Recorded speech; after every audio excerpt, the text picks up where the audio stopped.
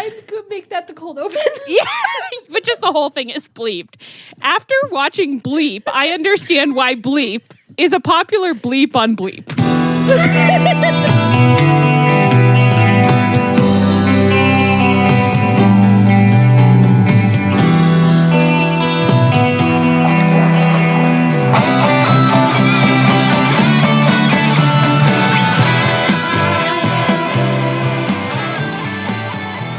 Welcome to Tunnel Talk, a No Facts, All Feelings wrestling podcast. I'm Allie. I am Allie. And I'm Ann.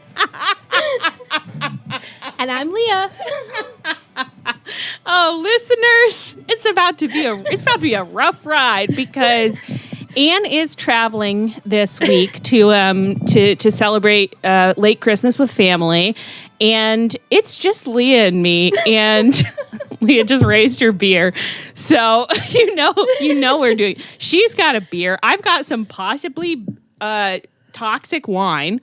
That I did just bring the cup back over. I'm gonna have another little sip, and we're here to party. I hope any part of this episode makes it to air. We're not confident that we can do this on our own. No, and I think it's gonna be good. We're worried about some of the things we might say. Can I be candid with our listeners? We're worried about things we might say tonight. It's a dangerous episode. Why couldn't this have happened during the Connie when we were respectable? My God, I know. I miss it every day. Can you believe that during the Connie, we were almost religiously for like 3 weeks, but tuning into Collision? Yeah. When I realized I forgot, I guess I was driving this past weekend, so it is understandable. But I forgot that Rampage and Collision even happened over the weekend, and then went to look it up, and I felt so sad. I was like, Tony, where's the Connie? Which would have made me watch, which would have forced me to watch. And I would have said things like, well, that was fine. The Connie stuff was great. I just envisioned, like, maybe what they need to do for Collision is that they just every week have a little tournament. And it's like, oh, you get to watch the weekly. A special little tournament. Wow. It's going downhill already. Leah, how are you doing this week? Well, it snowed earlier. It snowed over last weekend. Then it was like, then abruptly got very, very warm. And when there's like swings in weather, it really dysregulates me, and I'm unable to like really process any part of my surroundings. Yeah, I don't like them either. I like when it's consistently one thing. Yeah. And in Minnesota, it has been consistently very, very cold. So we're doing okay. I went out, I had to get some LaCroix this evening. So I went out and just in my little jacket and these jeans that have a big hole in the knee, and I was like, oh, it's a little cold out here. And it was 16 degrees. And I thought, unfortunately, once you've been living out in the Midwest for long enough, like you do become someone who's really proud of like, I went out in the cold and I wasn't dressed for the cold, but it was fine. And it just is what it is. Like you think that won't be me, but it is you. You're like, I'm a real Midwest bitch.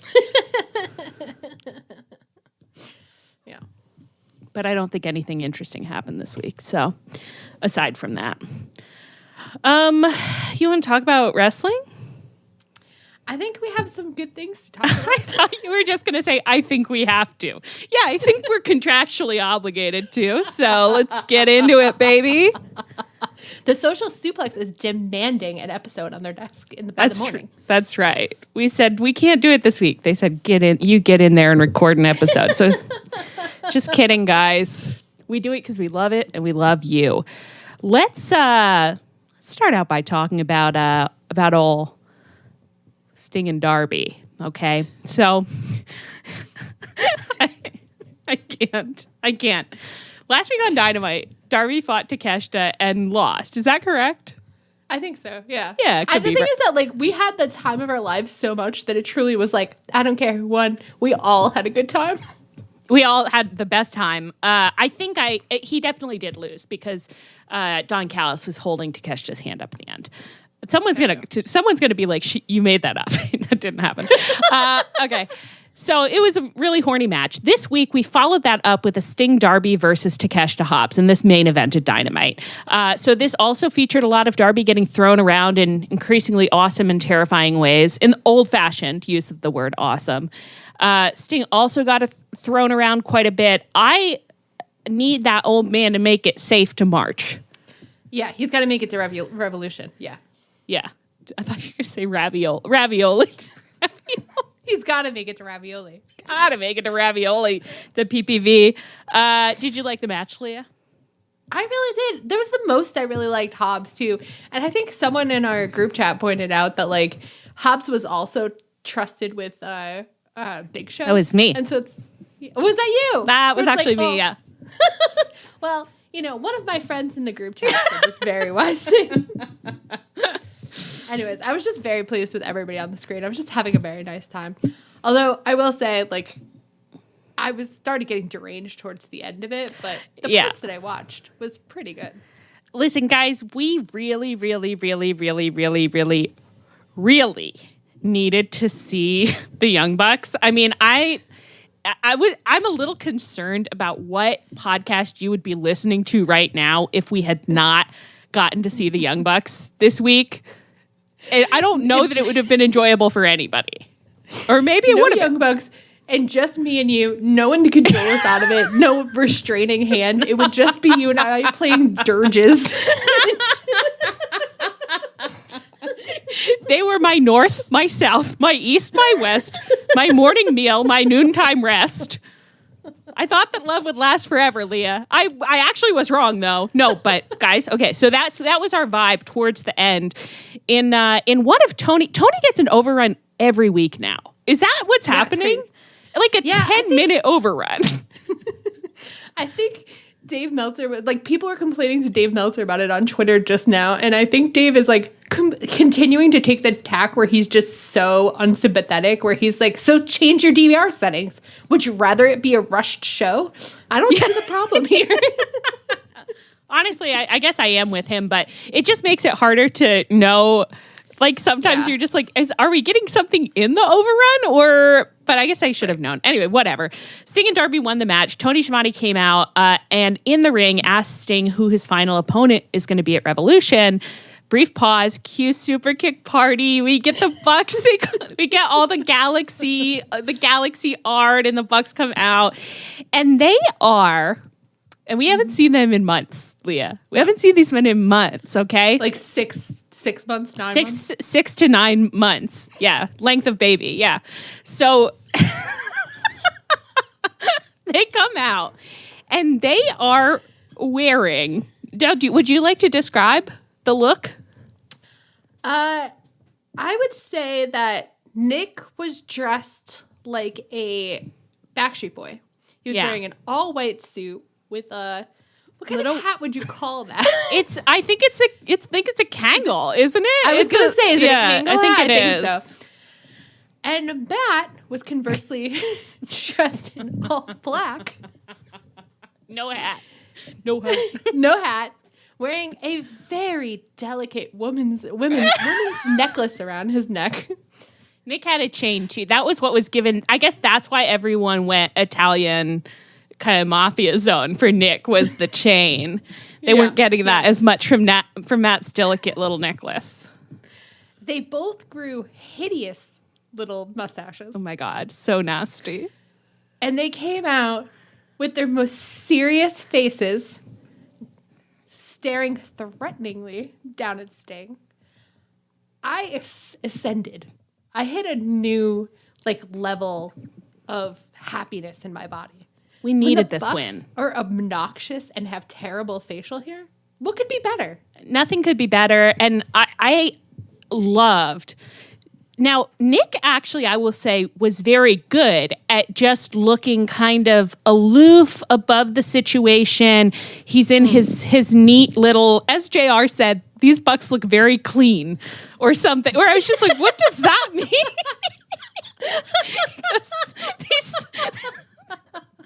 Okay. They've showered recently. My God, JR. But I thought Nick looked pretty credible as just kind of serious, taking it in. Matt wanted to ham so bad. Like, you could just see that there were moments where he was like, what do you do with your face if you're not hamming? And of course, it's like what they're doing is hammy in its own way, but it's a different way. I was transfixed. I want to hit you with something. I'm so ready. So I'm looking at the pictures of the two of them, just delighting. And I keep looking at at Matt and thinking, now who does he remind me of? Like, what is this making me think of? And finally this morning it hit me. Do you know in the Addams Family when the Gomez and Morticia have the baby and the baby is born with slick back hair and a little mustache? That's all. You look up the little baby. It's not, I don't think it's Pugsley. Whichever little baby it is. Seek out the baby, picture of Bebe, and you will see that this is what Matt was giving. Okay, his name is Pubert, yes. And I know that you know what you're talking about because you're the one who made this joke. But when I look at this, I fucking lose my everlasting mind. Yeah. With agreement. Exactly With agreement. Yeah. Oh, of course. Yeah. Of course. I'm really glad that you did not say this to me earlier because I almost loosed this in a group chat or two, and then I thought, Allie, keep it close to the vest because you're gonna want this later. You're gonna want to live react to that with just the little mustache. We were so happy to see these men. We'll post that one. We'll post that to the Twitter. So happy to see these men. Wow. And so now the implication, of course, is that they will fight Sting at Revolution, and that is Sting and Darby. And I mean, I would if you didn't do that at this point, I don't know what you're doing, but I believe that Brian Alvarez also said today that is the current plan. How do you feel about that, Leah? I feel very, very sweet about the fact that, especially because Brian specifically said that Sting and Darby fought the Bucks, I think last year. I remember the match, but I don't remember why. I think it was at Forbidden Door. I think it was a 6-man at Forbidden Door, and that they each had a New Japan man. Now, I could be making this up completely, but I think that might be what happened. Yeah, it sounds right. But apparently Sting had the time of his life. He had a really great time, and he picked the Bucks. And yes, that's what the Bucks do. And Dave's apparently was like, well, that's the thing is that the Bucks can carry anyone to a great match. And it's like, yeah, if I was Sting, I would also choose the Bucks. You have fun and you won't get hurt. Hello? Yeah, you won't get hurt. You're going to look good. They're going to do everything they can to make you look good. I can't believe that we had to have, it's whatever, I did ignore most of it, but a day of discourse on twitter.com with people being acting like they can't understand why Sting would make this choice instead of, many are saying, choosing FTR. It's why would they choose FTR? Are you on drugs? Why would you choose FTR over the Bucks? And then you've got old, Matt Coon types out there basically being oh, and then the Bucks will make this moment all about them, classic stuff. And it's oh, that was Eric Beeston, right? Eric Beeston. You bleep these men's names if we shouldn't be dragging them through the dirt, I guess. No, but I'll discuss Eric Beeston all the time. For new listeners, I read the Bleacher Report recap every week, and I'm obsessed with Eric Beeston because he can never bring himself to lie, but he hates the Bucks so much, which means he ends up typing sentences obviously it was a great match. It was a perfect match. The crowd was on its feet. Everyone was really happy. All of the moves were spotless. I guess if you like that, whatever. I'm done with this. You're just okay. But his, that was the exact picture. What was the thing he said this week? He was well, of course the Bucks take a little shine off Sting's retirement for themselves as to be expected. And it's just if you do not think that fucking FTR getting involved in this match wouldn't have involved them shine mining Sting's retirement? You are lying to yourself. You are a dirty, rotten liar in your own head. Get help. Seek help. I lost my mind. Somebody was like, all right, well, an FTR match would have been better. A Sting and Darby versus FTR match would have been better than the Bucks. And somebody replied to that and was like, dude, the 2.0 match versus Sting and Darby was better than FTR. I'm thrilled. If we set aside, obviously, I did have to get into my constant petty anger at FTR. But if you set that aside, I just love this on its face for itself, not against anything. I love the idea of getting to watch these guys mix it up for the next couple of months.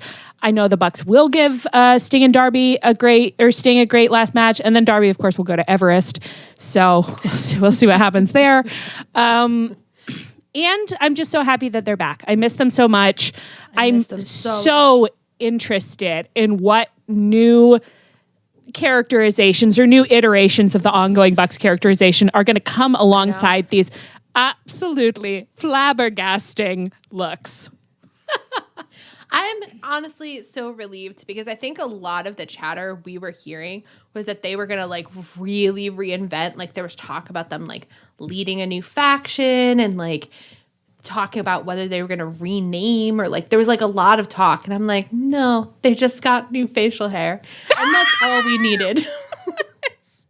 I'm sure that there's more stuff coming. Like, I mean, I'm sure that's not it, but like part of me is so relieved that I'm like, yeah, that's all we needed, a break and a mustache. That's okay. That's exactly what I needed. A break and a mustache is the new shave and a haircut. I did wonder. Oh my God. Yes. Break and a mustache, $2. You can't get this on Meltzer. You cannot get this from Meltzer. That's why Social Suplex pays us the big bucks. Yeah. I did wonder, we, of course, have been over here rooting for JB coming back potentially as part of a new Bucks faction. I love JB, and he's my little baby. And I did think, on what terms did he last leave Darby? Because we are starting really early, like to be building to a March pay-per-view. Like they got to fill some time, in the next couple of months. So they might need a couple more men involved, I have to assume. Yeah, I mean, I would give anything for JB to come back now, and with the Bucks would be perfect. I don't know who I'd put on Sting and Darby's side. Like, I don't know who really do not need Ric Flair to be any more involved than he maybe is. OC gets back in the mix. He's been on their team before. So true. It's like when you need an extra man for a tag, yeah, it's OC. OC is there. State Farm joke. Yeah. Any other thoughts about this? I'm just looking. Of course, we're just having so much fun that I'm like, I have no idea what we've discussed, to be honest. I don't know. I don't think we got anything else. We're just happy, right? We're just happy. I think we're in. Like, if they let this feud build the way feuds normally do, where like. There's some promos, there's some singles matches before the big tag match. Little Nick Darby match, little Nick Darby, little match, boys on the ropes. If they do some of that stuff, yeah, I think we'll all have a great time. But if they do what they did to the Bucks like last year, and it's like we get 1 15-second pre-tape every 3 weeks. I'll kill myself, Allie. I love it. Your energy is kind of like, it's like you're smiling real big, cozying up to Tony with a gun in the small of his back, being like, what I've been thinking for this feud is maybe just do it normal, Tone. Maybe just do it. Hey, this could be crazy. The gun is just digging in. This could be crazy, but I'm just thinking, just do it the way you'd usually do it. Couple promos, couple matches. That is the vibe. Yeah. What do you think about that, Tony? How does that strike you? I think that I think they're going to do what Sting wants. And I have to assume that Sting wants a good program. So I think we're in with a fighting chance for the first time in a while. God, it is so funny that it's like people keep being like, yeah, and like Sting will put somebody over on the way out. And like at first I really honestly was like, he's going to put the Bucks over.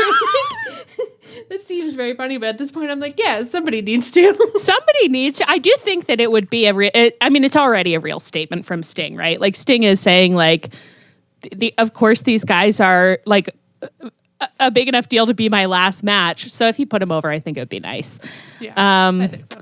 It's so funny. I just love every time someone says to me, "In this, you got to leave this business on your back." When you come into wrestling late in life, you hear things that you're like, "Do you hear yourself?" That's what you're... The language. Yeah. The lingo that is being said by people with straight faces, and they have no problem with it. And you're like, okay. And somehow it's like, then you feel their judgment like you're a pervert for saying like, that sounds crazy. That sounds like sexual. Just bleep that. Okay. Let's move on to kind of a broader perspective on Dynamite. So we were back in Daly's place for the first time in a while. I can't remember the last time we were there. And it felt, we were, of course, had all our little fingers and toes crossed because everyone was making a big deal about like Daly's Jacksonville homecoming. We're back in Daly's place. So we were like, bring mommy's little Bucks back. We also said, bring mommy's little Dustin back. And we didn't see Dustin, but... And he did fake us out by not only posting to Twitter, but Instagram. Like I'm not surprised. Use social media for what? Were you even there, Dustin? Anne said, she was like, surely he wouldn't post on 2 different platforms if he wasn't going to be there. And I said, what wouldn't he do? And I was right, and I was proven right. Don't ever say surely he would. Don't count out Dustin. when it comes really, to disappointing don't count us, in never. Dustin. That's what Dustin's saying. He's like, do not ask for Dustin. Don't count Dustin in. Don't put Dustin in an 8-man. Don't put him in a tag team match. Dustin's on the couch. He's looking his fan base right in the eyes and saying, keep my name out your mouth. We love you, Dustin. Come back, come home. Love but you anyway, so much. But we were back at Daly's. Did you flashback, Leah, to us, little baby wrestling fans, in the like December 2020? We didn't know that wrestling could happen other places. Some of you who have actually watched wrestling for a long time, I feel like this is the thing that you don't truly understand about us.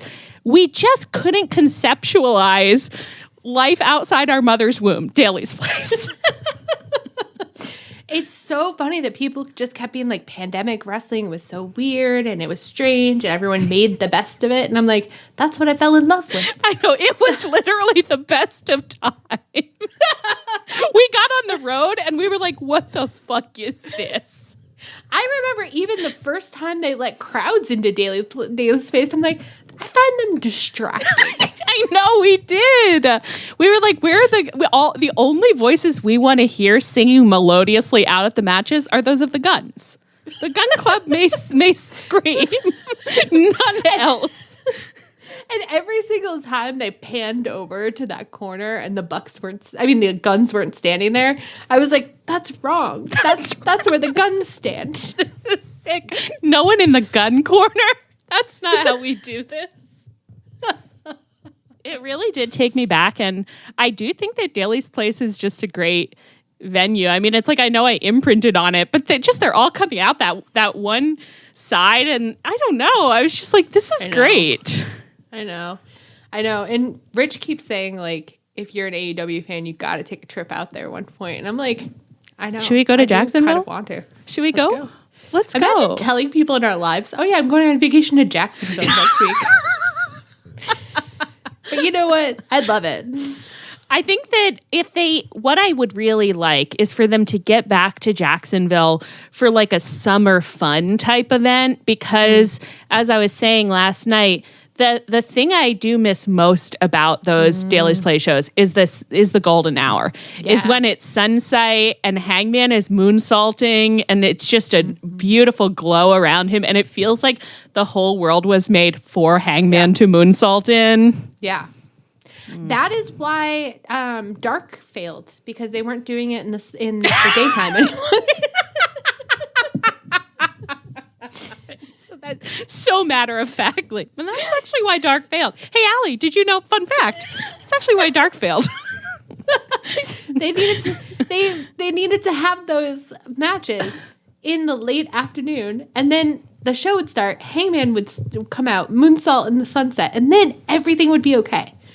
When those things happened, that was good. That was good. I think AEW should make a official promotion sanctioned fan vid set to Summer Lovin' that's just like those dark matches that happened in the daytime at Daly's Place. Oh, take us back.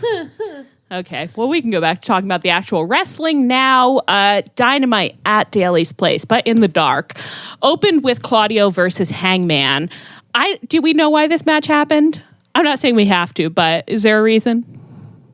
I feel like somebody's going to be like, oh, well, on Rampage or Collision, somebody called somebody out. Well, but we didn't watch them, it was on. Sure. I don't think it was on any of the shows that we watched. And Great. I don't think it was for any storyline reason. We don't know, and that's okay. Hangman, however, was very revved up. He has a lot of energy recently, angry energy, and he ended up defeating Claudio with back-to-back buckshot lariats. My God, what did Manolo say that got me so upset here? Oh my. Okay, so Leah introduced her recapper that she reads every week, Eric Beeston. I read Manolo at Cage Side Seats, and he doesn't hate the Bucks, but he's a lunatic. And so I actually do recently, as I've said, I think that sometimes he's using AI. Although this week it was pretty normal, so I wonder if he experimented with AI and then got shut down, or shut it down because he didn't feel like his own unique voice was shining through enough. Anyway. I love the idea that he read his transcript back and was like, ooh, that's not me. That's not me. You know? That's not the Manolo that I know Allie has come to despise a little bit, but also love in her own way. Anyway, Manolo said about this match, he said, after this performance, I can fully sell myself into believing Hangman could win the AEW World Championship post-haste. Do I think that will happen? No, but it's about believing in the story enough to go for the ride.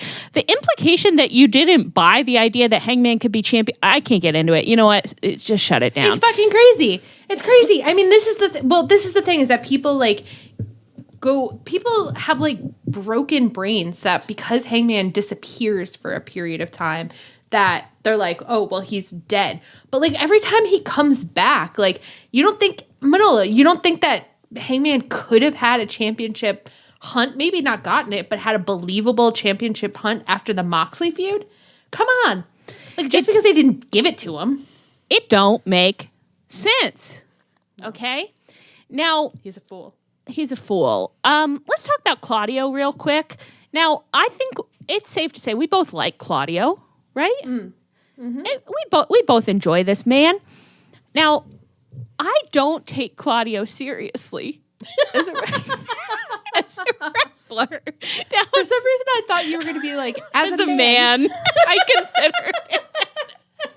No, look, I know he is a very good wrestler, but I think that like my feeling about Claudio this week has intersected with your feeling about Claudio. And actually, it's like we're just talking to talk because I loved this match. I had a great time. It's like no shade on Claudio. But do you want to hit us with what Eric Beeston wanted? You don't have to read it if you don't want to, but you can tell us what he had to say.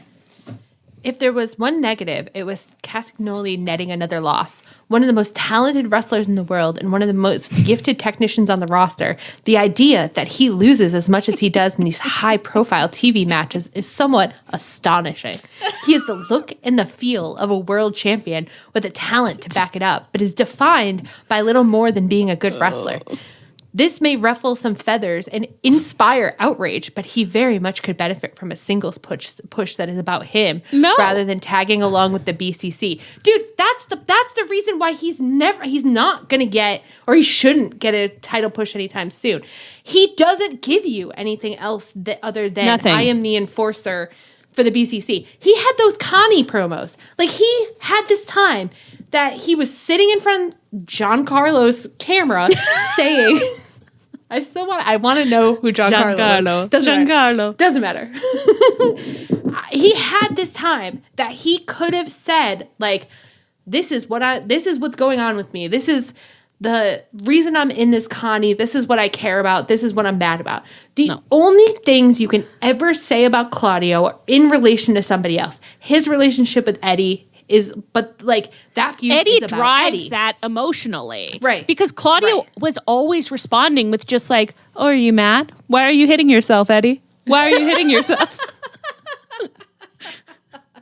Right. And his relationships with all the members of the BCC, they're always dominated by the other members. You know, yeah. Like, he abuses Yuta. That's about Yuta. You know what I mean? Like, he's Mox's backup. Like, tell me, like, one thing about Claudio's personality. You can't. How is that AEW's fault? Like, why should AEW push him? No, and I think it's like, I don't think that Claudio is begging to be pushed, which I love. I think Claudio seems pretty happy where he is. And the thing that I think that I get out of Claudio, whether he's a heel or a face in his presentation on TV, I'm like, he seems like a good coworker. That is Yeah. That is what that man is giving. He said, I come to work and I'm happy. I brought you coffee this morning. He calls you his little buttercup. You know, it's like, I think I got a little bit feisty because I was really mad at Eric Beeston today. But like, it is not Claudio's fault. I don't think Claudio is badly behaved. Like, he doesn't see, like, he's not pulling a Ricky. It's not like I think he's like agitating backstage, but I don't know. I just get aggravated when people are like, well, he's only defined by being a good wrestler. Why would AEW do that to him? I'm like, why doesn't he tell me one thing? Can you get with Swerve and Hangman?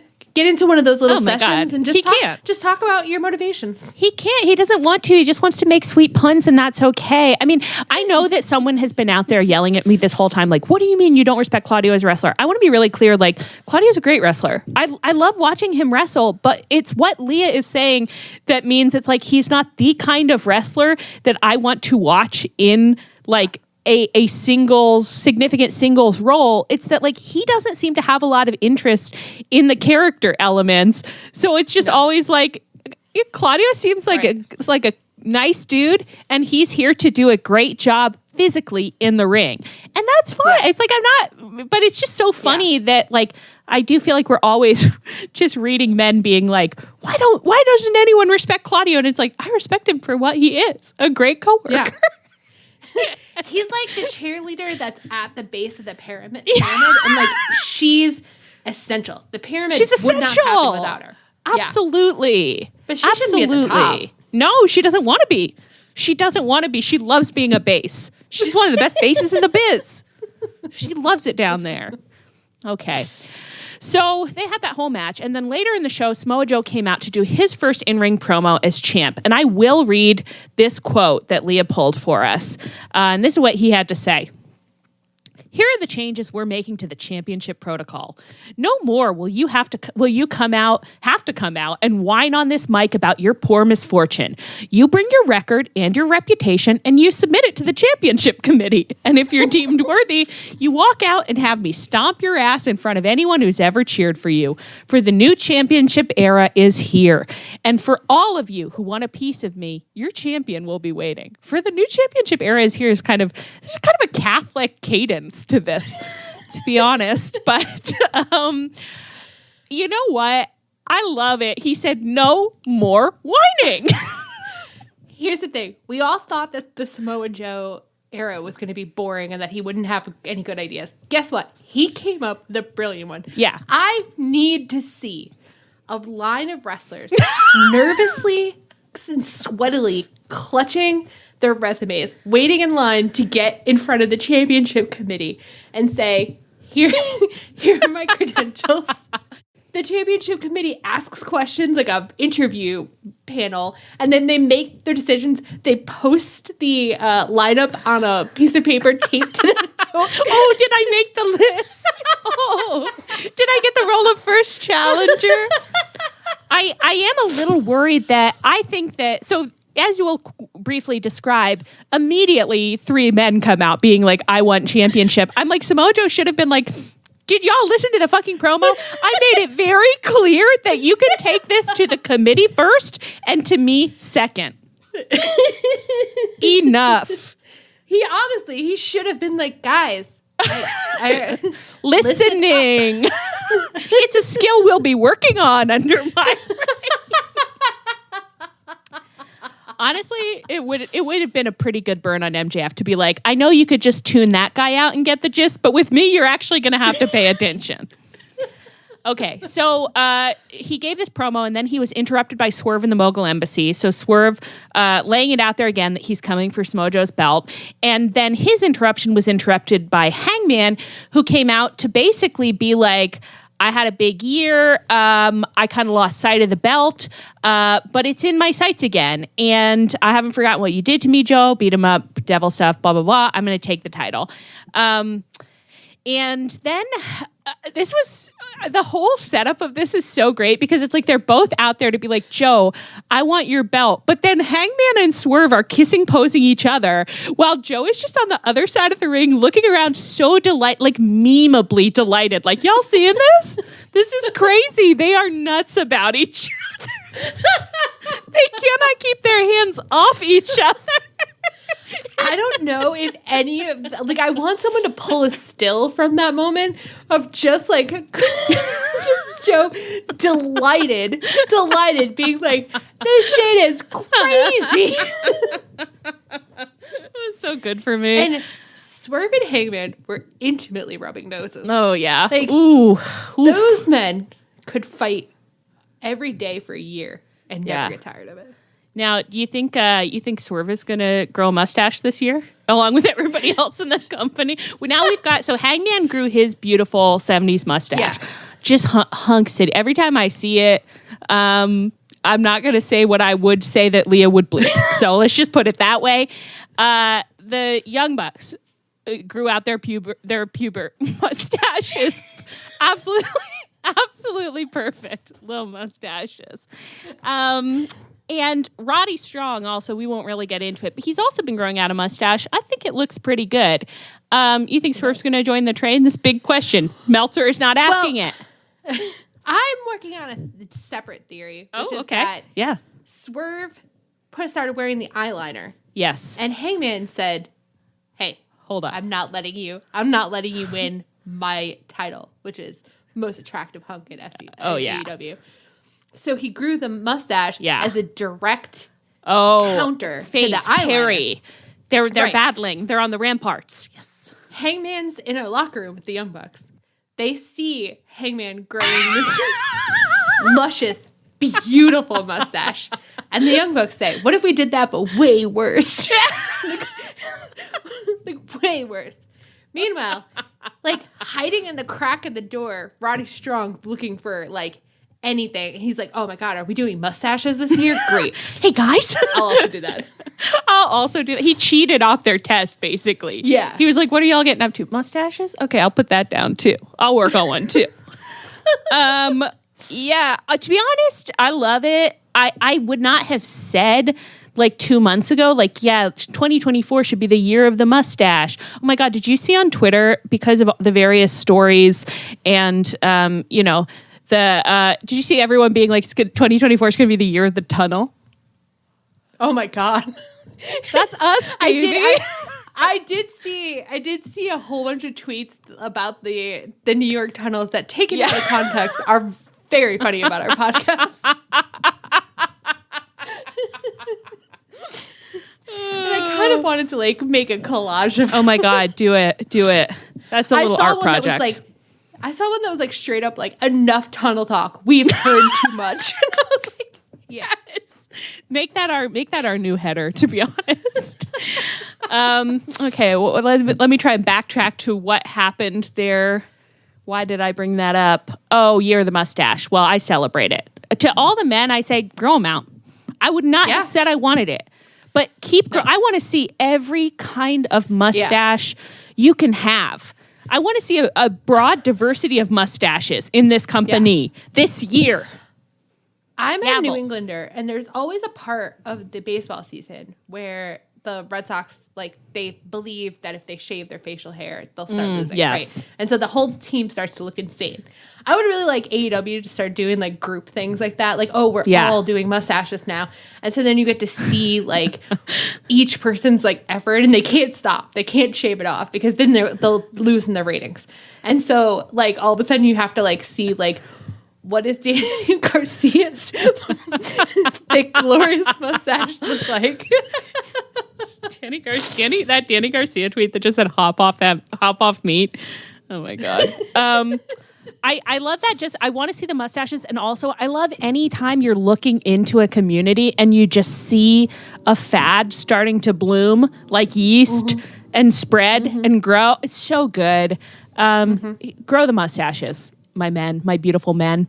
Okay, and then the last thing that happened with Samoa Joe was that Hangman and Swerve left. I think, like, without really engaging with Samoa Joe anymore. Like, they were just like, woof, wow, that took it out of me. I gotta get out of here. It's crazy how irrelevant Samoa Joe was to that entire segment. Like, it was so funny. Like, I think Nana, like, escorted Swerve out and, like in this very funny way where he was kind of, like, soothingly stroking Swerve and being like, it's okay. Sir, it's you're okay. too worked we'll up. Go backstage. I'll get you a snack. You're okay. Again, we've made him a toddler again, but like he was just soothing Swerve in a very funny way. Nobody was a toddler in this segment. It was Hunk City. It was absolutely Hunk City. Hunk City. I don't know what they're gonna do though, because like I don't know. This is one of those moments where I'm like, I'm sure people are like, oh, like it's a wrestling trope. This has been done a billion times. They're like, this is like when Bruiser Brody and Eggman fought. That's the wrestler name I came up with, Eggman, and then I didn't have a name to follow it with. I couldn't think of a man's name, Eggman Jack. Bruiser Brody and Eggman Jack fought at WrestleSlam. and a third man, another man, Gilbert Blythe. Shut it down. Bruiser Brody, Eggman Jack and Gilbert Blythe. And Shirley's husband, Gilbert Blythe. Yeah, at WrestleSlam. At WrestleSlam 95. At 95. Okay. Yeah, I don't know what the trope is here. No, but don't know. Swerve can't win the belt yet. Like, I I don't want think him so. to win it, but not yet. Yeah. But Hangman shouldn't be Samoa Joe's first. It's like watching myself try to do math in live time. I'm like, yeah, Hook makes sense. Feed Hook to Samoa Joe. Like, yeah. Shouldn't we have like 3 or 4 useless challengers before we get? Well, I think but people. I don't know. I've seen people on Twitter suggesting that perhaps Samoa Joe, Swerve, Hangman could be a 3-way. I know men hate them, but that's where we might end up at Revolution, and that does seem like it would be like a pay-per-view level kind of deal. So I guess they could move towards something like that. I don't really. I'm going to need to see a little more before I start to speculate about how this storyline could go. Yeah. So well, I mean, we don't have the reference for Eggman. We don't hey guys, if you could just send us that Gilbert Blythe, Eggman, Jack, Bruiser Brody match from WrestleSlam 90. I think Bruiser Brody may have been dead in 95. I don't know when that man wrestled. But Gilbert Blythe wasn't? He was never alive, Leah. You think we're doing good at walking ourselves tonight? I think somewhere Anna's like, cut it. I mean, we're 40 minutes into this episode. Actually, 45. We're 45 minutes in. We've covered 2 topics. It's a little rough. Let's, we don't really have that much to say about Adam Cole. Adam Cole cut another, Roddy Strong fought with his mustache. He fought Brian Keith. He won. Adam Cole gave this little promo being like, the Undisputed Kingdom is going to win all the gold. And then that led to this backstage segment where Jay White was being like, not on my watch because I love having gold and I'm not going to let Adam Cole have it. And then the Acclaimed showed up to be like, Jay White and the Guns, maybe like we should actually like combine forces. And Jay White was like, we'll think about it. I don't know. I think my guess was that Bullet Club Gold might actually get the trios belts off of the Acclaimed out of this snake behavior. I think that's right, and I think that's good, probably, especially because it's like Jay White needs something good to happen to him. But like, I don't know, the Acclaimed, I feel it's so like bad we're all in about, danger. We're all in danger if he doesn't get something good soon. I cannot stop thinking. I haven't for a moment stopped thinking about when you said that man's brain is in upside down. Yeah, it's hooked up all the wrong stuff. All the wrong stuff. Don't you think the Acclaimed have like a thing going on where it's like Tony took the tag titles away from them probably like 2 to 3 weeks too soon. Like everybody was mad. They didn't want the tag titles to go at the moment that they did. Yeah. But then, so he was like, I'm so sorry about that. Here's the trios titles and you can keep them as long as you want. But it's like, well, that, like, you also had to, like, do something with them, and they kind of haven't. So, like, the trios run has gone on for a really long time, but absolutely has nothing cool to it. I think Tony's attitude, to me, it seems like his attitude, I think they could have gone even longer than 2 to 3. I think they could have had another couple months. Like, you probably could have milked it. That could be wrong, because it's like, what do I remember about the past? But I certainly don't think they should have lost him. That was crazy. And then I think Tony did knowingly, he like parked the belts, the trios belts with the Acclaimed. He was like, yeah, and that's on pause. So you guys can, fuck around, just have fun. Cause I'm not doing anything with those for a while. That's how I feel. Yeah. So that's not different than what you said, but I think like it wasn't even about, I think that he was just like, great, now I don't have to think about that for a while. Yeah. And I think someone we know recently suggested that like, they should just retire the trios belts because it's like they're not really working. And I kind of agree with that. I'm like, I kind of thought that when they were announced. I was like, I don't think we have enough trios that are distinct from the tag division for this to really work. And now I think that's part of what's been going on with the tag division is that they rated the tag division to serve the trios division. They did, but I still think that you could...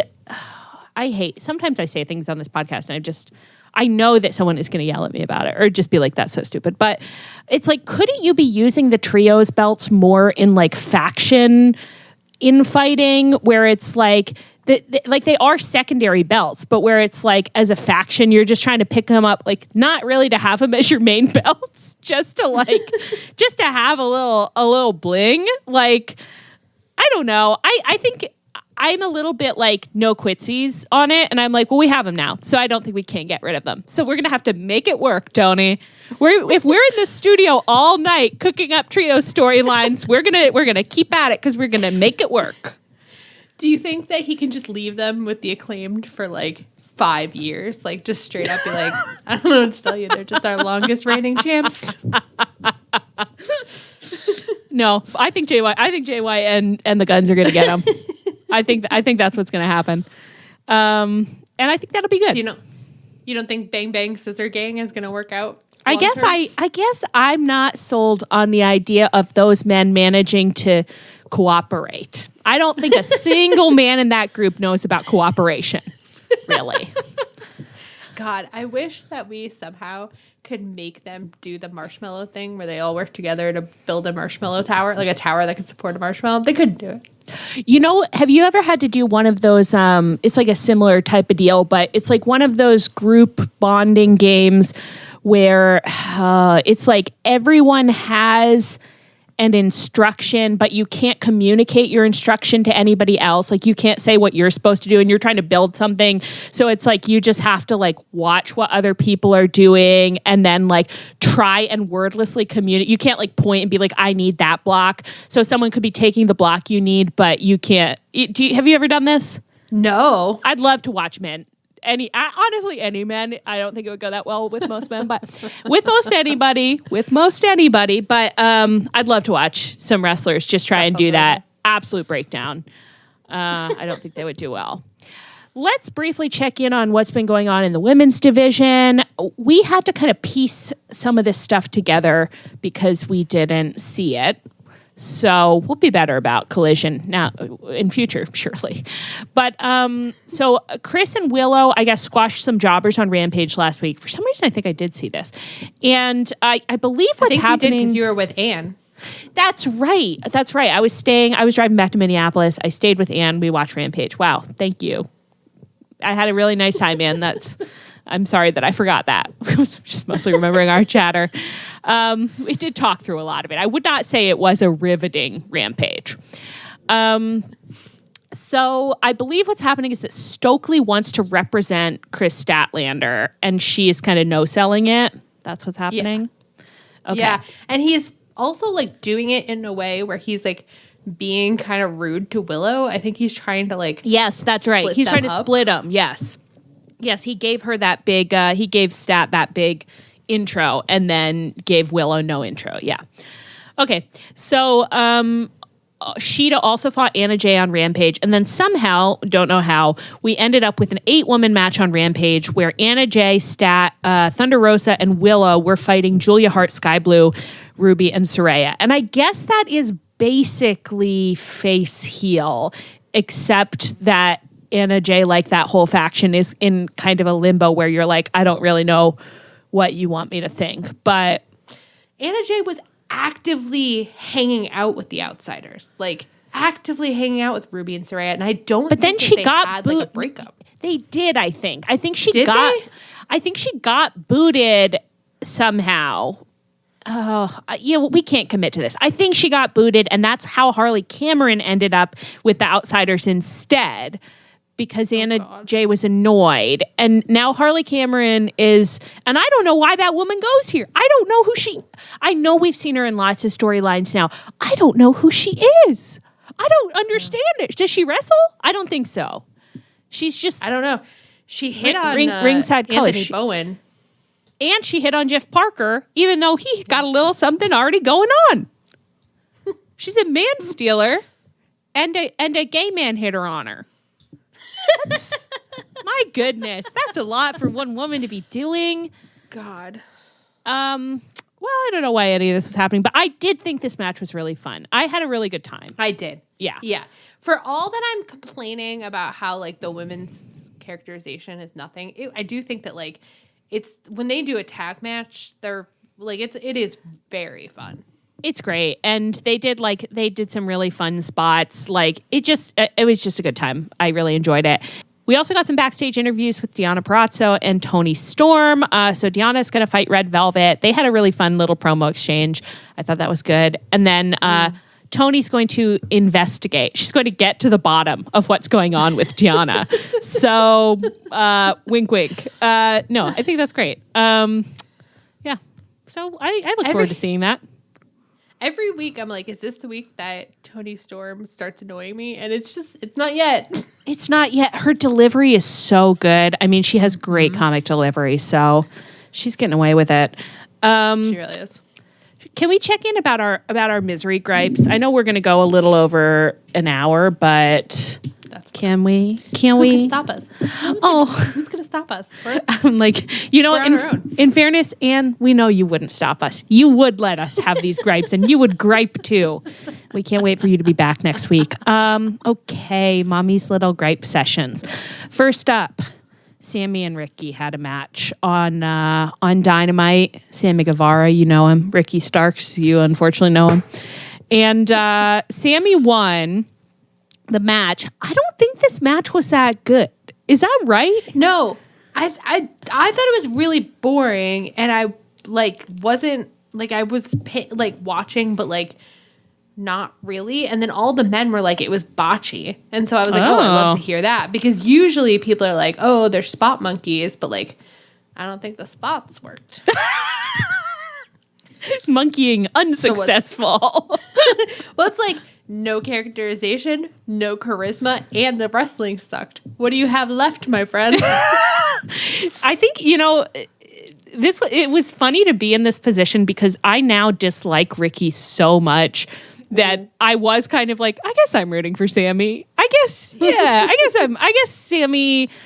Sammy's okay now. And is that really how I feel?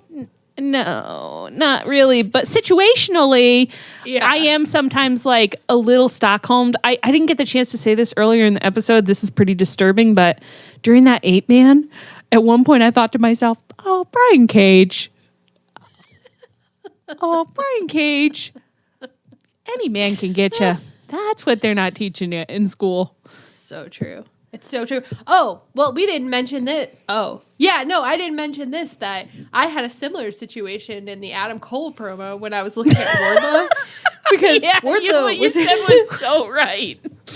He was wearing a hoodie and baggy sweatpants, and he was just standing there, and his entire vibe was giving, I gotta get out. I gotta go out there and shovel before it comes down anymore. It's getting late. I gotta get out there. I was like, you know what?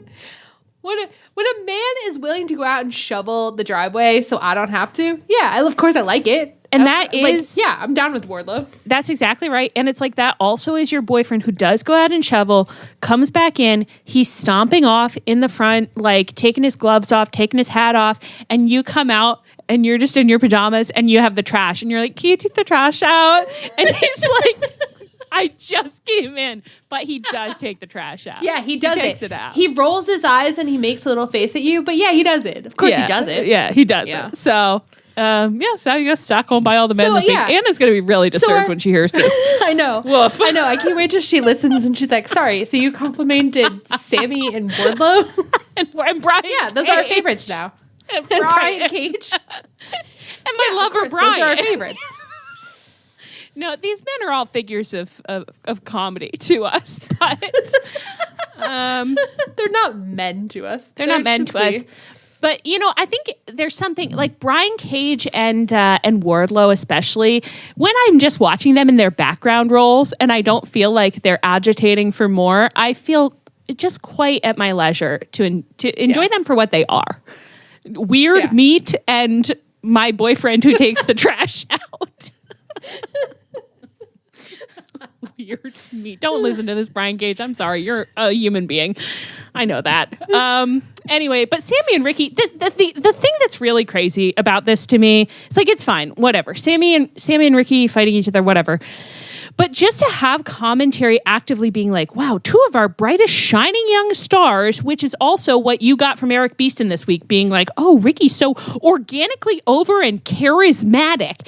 It's like, they are in their 30s. They are not, like, these are not your Hooks, your little Danny Garcias, your Yutas, your Lee Moriartys. Like, these aren't your little teeny babies who it's like, we're building the company on their backs. I mean, these aren't even your Jungle Boys, your Darbys, your MJFs. These are grown-ass men. And at some point, can we not all collectively admit that they have a ceiling because, again, they don't want to have characters? It's fine. I guess mostly with Sammy, I'm at a point where it's like, Sammy can wrestle. Like, Sammy can do amazing feats of strength and agility, but he'd never want to do a storyline for me. Ricky Starks never wanted to do a storyline for me. It is a ceiling. It's a ceiling. It's a ceiling. Yeah. Stop lying to me. Some of our most organically over hottest young stars. They're old. They're old and they're not over. Who is Ricky over with at this point? You know what I mean? Like, just people who who love whiners. But you know what, Ricky? Not under Samoa Joe's reign, buddy. No. You take it to the committee. You take it to the committee. You make your case to the committee, and baby, the committee is us. Denied, rejected. We should send in our applications to Samoa Joe and just be like, listen, hey, would be a great committee for you. We would pick you such good opponents. Oh my God. And I know we could do it. And we have a spreadsheet. We'll keep track of everything. If at a later date you say, hey, didn't Ricky put in an application? Maybe we were wrong about it. We'll have it all. We'll be able to present you immediately with, no, this is what we got from Ricky. And it was a immediate denied. We're only gonna do one thing under the table. Yeah. And that's that we're going to forge an application from Chuck Taylor. Chuck Taylor is going to say, I didn't apply. And we're going to say, your signature is right here. I don't know what to tell you. Sir, you've been approved. You've been approved for a match against the champ. Dustin is looking at us with daggers in his eyes. He says, what the fuck do you mean I've been approved for a match against the champ? Go to hell. We say, we're your biggest fans, sir. We're your biggest fans. Go out there and do your best. Just do your best. That's all anyone can ask.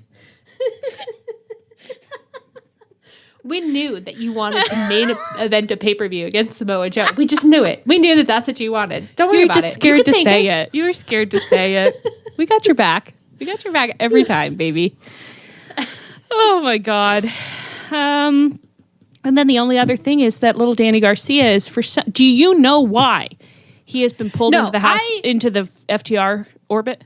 No, I've been a terrible crier. I'm really losing my cred full time. And I think this is all happening on Collision because as someone in our group chat said, FTR is the only act that hasn't managed to escape the Collision Island. But because you suck ass. They have sucked Daniel Garcia into their orbit. Their asses. And I say to Tony, with my gun in the back of the small of his still back, digging in. Yeah. Daniel Garcia took the Connie, and you told him he was going to lose all but one match, and he made a meal of it. Oh, yeah. Was it all coherent? I don't know. No. But he worked his little ass off. And you give him this? You give him backup dancer to FTR? It's sickening. I hate you, Tony. I hate you. Daniel Garcia is actually one of our most our most organically over and charismatic young stars. And you put him with Mr. Hair and Mr. Gunn? No, Mr. Hair and Mr. Gunn are the same man. Mr. Mr.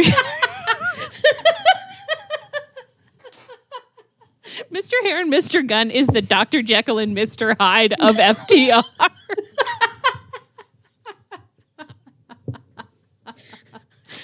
I will never forget the One Nation Radio where James put forth a theory that Dax is so annoying as to take some of the attention away from Cash, who is on the edge of homicide at all times. But you know what? I really think that's true. I think he was completely right because it's like Hair did go completely under the radar until he actively pulled a gun on another driver on a highway. Like, it's like that is pretty far to get with people just being like, he seems normal and fine. He was doing great. If only he just could have not. I mean, I know it's like, how can you not pull a firearm while you're driving because someone won't speed up when you want him to or whatever? He had no choice. I understand that, but. No, I mean, what else can you do? What else can you do? We've all done it, of course. Pretty normal stuff. If they don't give Daniel Garcia a normal ass story. Just a normal story. A normal. Hey, Tony, what if you did it normal? What if you? What if Tony? You just had some promos? Hey, Tony, here's a crazy idea. You consider just giving him a jab in the gun. Normal story. Just a normal ass story. Just a normal ass story. Hey, Tony. I don't.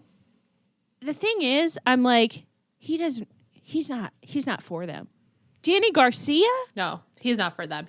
They don't understand him. They won't take care of him. No, they won't take care of him. They won't treat him well. No. Get him out of there. They can't. He is a little lion cub, and they are not zookeepers. They're not going to have enrichment activities for him? No. They don't even know what to feed him. They're just feeding him tequila and cigarettes or something. Maybe Daniel Garcia should join the Bucks faction with JB. Yeah. I think it's the only safe place for him. To be honest, we may have to take custody. We, the Bucks. We, members of the Bucks team. We may have to take custody of this young boy. Yeah, we'll just come in and like social workers and be like, this home is not appropriate. You have not passed the inspection. We've got to take him to his new foster home, the Young Bucks family estate. Well, I think we did a good job. I think, I don't want to like, jinx anything, and I'm sure the viewers will let us know, but I think all of this was pretty airable. Yeah, I don't think we're going to have to cut anything. Maybe a couple bleeps. Maybe I don't really remember much of what we said, but maybe a couple bleeps. And we'll be back next week. And Thank God. I know that she will be very excited also to say some unconscionable things about wrestling, the sport we love. We need her back. This was a lot of pressure. Yeah. We need her back. Yeah, and you can tell we need because 3 legs to the stool. we got a little hysterical in there. I mean, there were moments. I'm not saying it's not unairable, but yeah, we are hysterical. And I think I got really mad at Claudio. You did, yeah. I love it. It's like I'd like to formally apologize to Claudio. little bit of a drunk girl energy in here right now. Like, was I yelling at someone? It's Can we do aftercare? Don't real worry quick? about it. Oh my god! Canceled. Red. Bleep all of that. Mark Hamill. Okay, so that's it. That's it for us. I've been Allie. I've been Ann. I've been Leah. You were waiting for funny? me to say it. You're waiting for me to say it. I know, because it's funny. I've been Leah. And I've been Ann. And I've been Allie. And this has been Tunnel Talk. Our theme is by Chris Corkin. You can find us on Twitter and Tumblr at Tunnel Talk Pod via email, tunneltalkpod@gmail.com. You can also now find us on the Social Suplex Discord. Should I say that? Yeah, absolutely. We were having fun. We made all of the men post pictures of their mustaches to show They did it willingly. Moment happening. Yeah, they did it willingly, and I loved it. I loved every single one of those pictures. Yeah, we're having a good time in there. We're talking about our Georgia Hire novels, so that's fun. And so you can see us there, or you can. What else do I usually say to them? Oh, subscribe to us. You can subscribe to us on the Social Suplex Network stream, or we've been posting YouTube clips. We're in the future now. Yeah, I've not of our faces or anything. We're not that crazy. But we're not that great. You'll never see us, but. Yeah, or you can subscribe to us normally on Apple Podcasts, same way you already do maybe, and, come back next week. Was that okay? I'll write this down for next week. Could have been worse.